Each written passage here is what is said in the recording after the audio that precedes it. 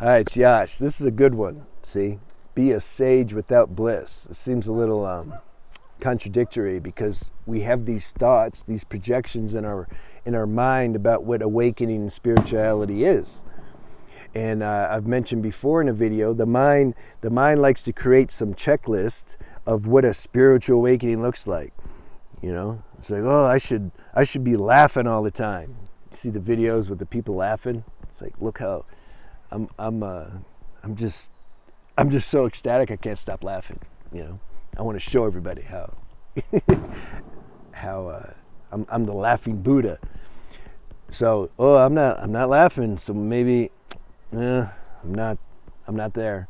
Or, you know, I should just have this. If you've tasted peace before in your life, like this nice, warm, orgasmic feeling inside where the life force is just, the current is moving, it's circulating everywhere, and you just, it's like a full body orgasm. I made a video on my other channel about that, something like what an orgasm is. It's not, everyone thinks an orgasm is when you have sex and energy goes down and out.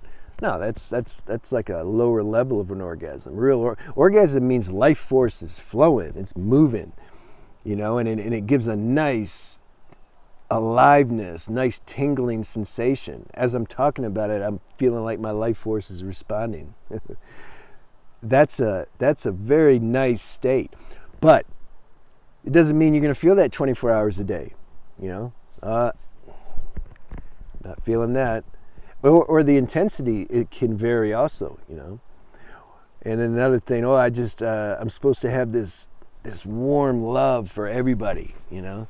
This person just stole my money, but I should love him though. He didn't really do that. There's no me, and there's no money, and there's nobody to steal it. What's wrong with me? Why don't I see that? See, the mind does all this stupid stuff, you know.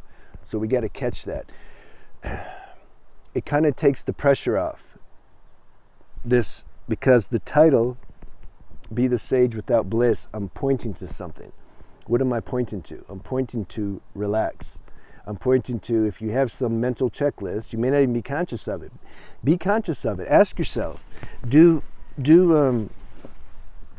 introspections and inquire, like, do you have a checklist that you're using to determine how spiritual you are, how awake you are? And really answer that question honestly. And because, see, when things are unconscious, that's what keeps us asleep and stuck.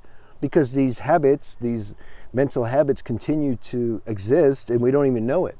We're just reacting to them and we don't even know they're there. We can't transcend something if we don't know what it is we're transcending. That's a problem in the spiritual path, and especially non-duality. They're like, just surrender, give everything up, just I don't exist. That's a concept. That's an idea in their head that the mind is pretending to do. But it's not a true surrender. True surrender happens organically, automatically, when we do the practical earthbound shadow work. People like that word.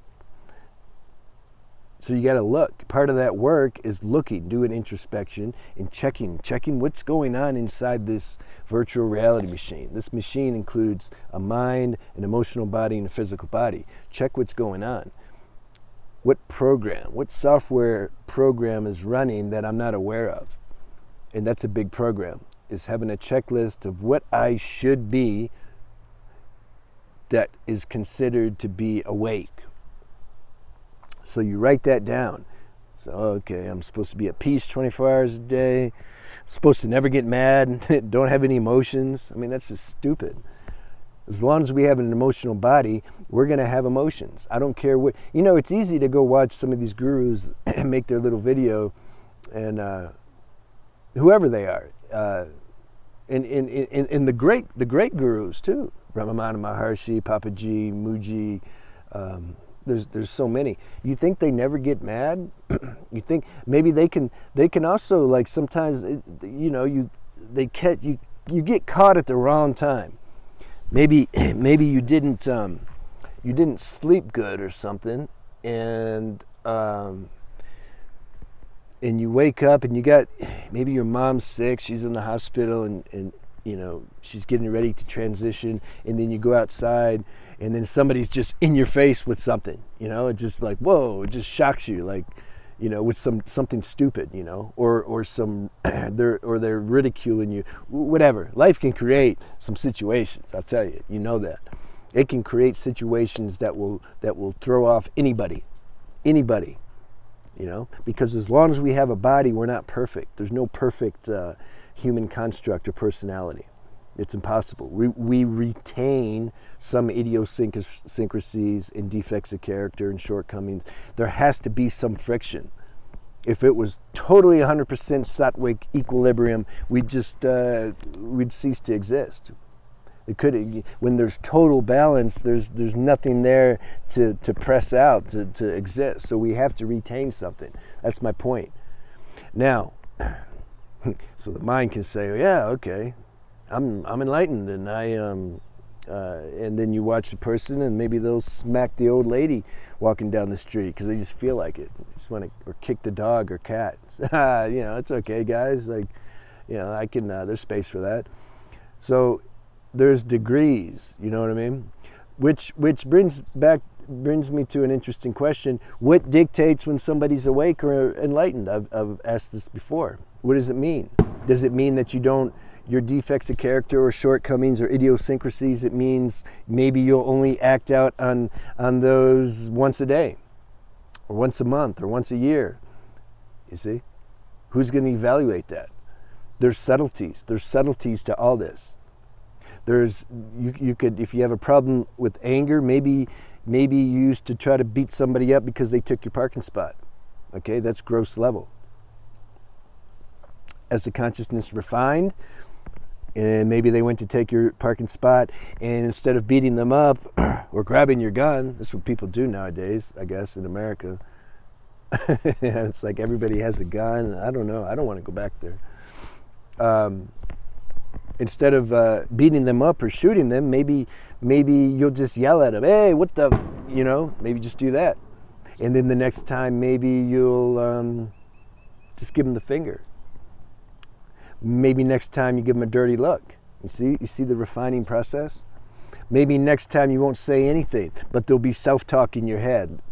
You'll start cussing them out in your head, Maybe the next time you'll just have a feeling like some anger, but there's no self-talk to back it. That's just, and then the next time the anger will keep going down and down. Then maybe next time there'll just be a little like, and then you're like, oh yeah, whatever. You see? So what does that mean? So if you get to the point where it's just a little, does that mean you're awake? Or do you need to get rid of that too?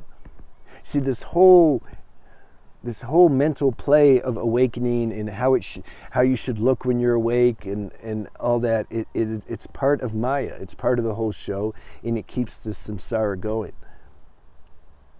Something needs to relax and just let evolution take its place. Do your part, do your introspection, you look, you see what's going on, you're willing to release that because these sanskaras have activated in you now, because you want to be in the fullest version of yourself, or you want to be as awake as possible.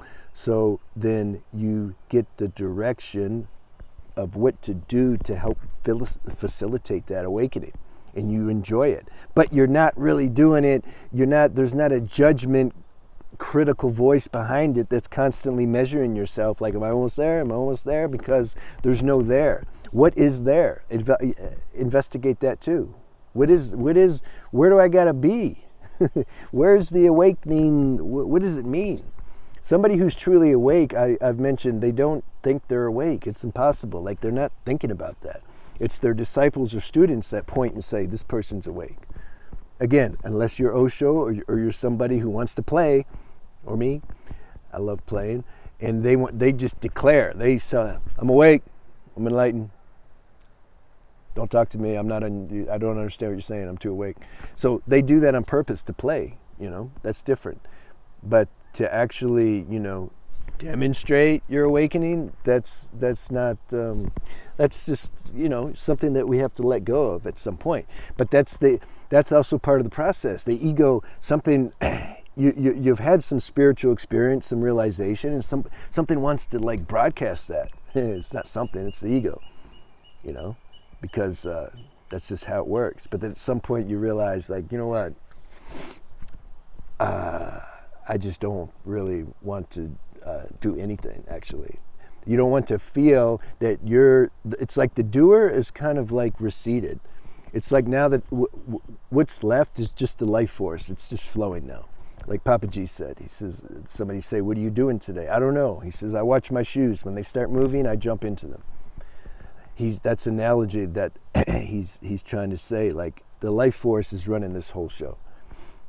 And so you flow with that and you chill, and you basically, any thoughts that come up, you get to where the vigilance has reached a point to where you don't buy them. You just cut them. You just cut all the thoughts. Unless you purposely want to enjoy some thoughts. It's like the mind becomes, it's a toy. It's a virtual reality machine, you know? And you want to enjoy some thinking, some imagination or whatever, or someone else's thinking. Yeah, it's fine. But your seriousness about this play isn't true. Isn't so strong anymore, because you've really seen that this is a play. You've like really seen. It's no different than when we're playing a video game when we were a kid. That used to hurt my nervous system, but I still played it. It's a good escape. But nowadays, Jesus, everybody, there's kids with digital dementia. You believe that?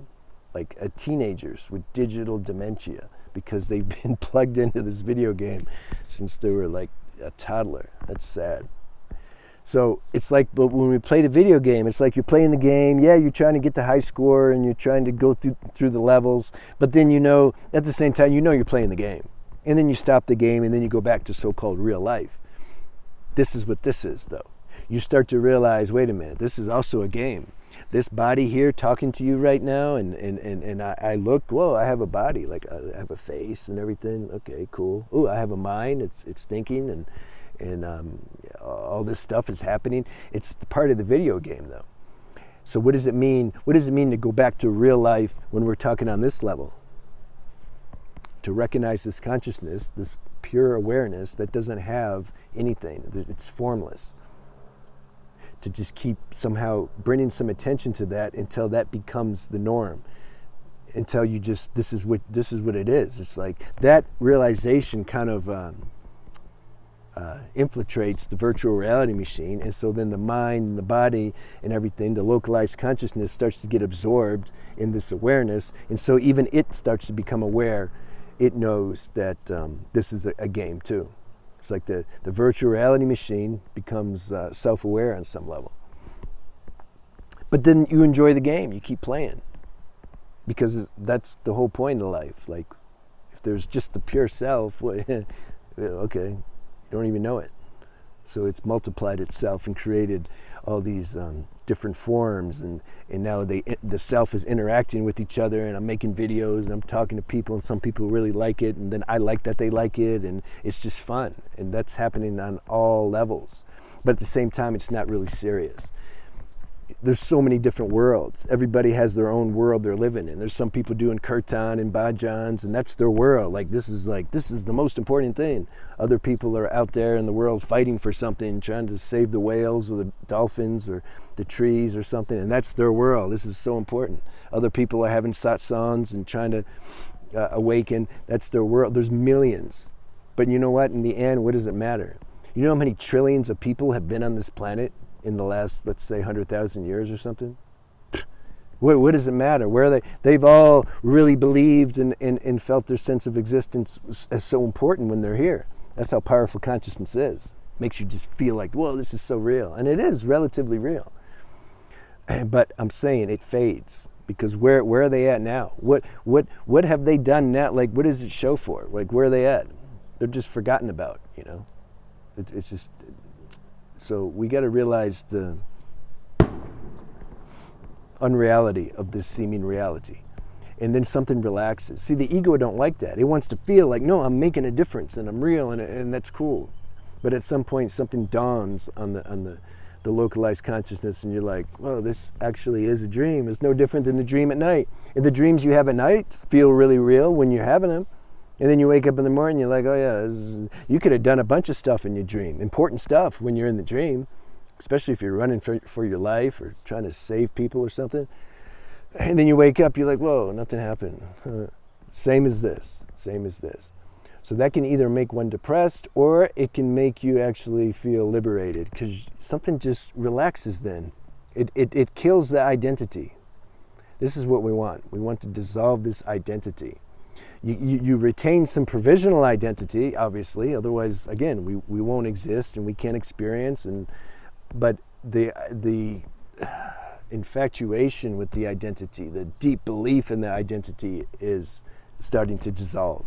And the more that dissolves, the more at peace we are, and the more relaxed we are, and the less we take things serious.